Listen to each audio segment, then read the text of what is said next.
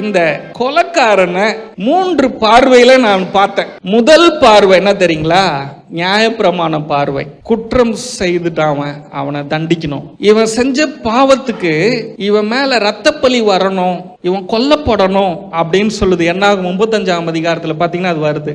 முதல்ல இவனுக்கு நீதி, ரெண்டாவது இவனுக்கு நியாய தீர்ப்பு வரணும் அப்படின்னு நியாயப்பிரமாணம் பாக்குது கொலை செஞ்சவனை. இப்ப ரெண்டாவது விசுவாசம் அவனை பாக்குது. நீ கொலை பண்ணிட்ட, நீ இப்ப ஓடணும், விசுவாசத்துல நீ ஓடணும். எங்க ஓடணும்? அடைக்கல பட்டணத்துக்குள்ள ஓடணும். உன்னை கொன்றாத படிக்கு உன்னை காப்பாத்திக்க நீ ஓடு, விசுவாசத்தோடு நீ ஏசப்பாவை தேடி நீ ஓடு, அடைக்கல பட்டணத்துக்கு ஓடு, உள்ள நீ போயிட்டீன்னா உனக்கு பாதுகாப்பு அப்படின்னு விசுவாசம் சொல்லுது. கொலை செஞ்சவன 3வது ஒண்ணு பாக்குது.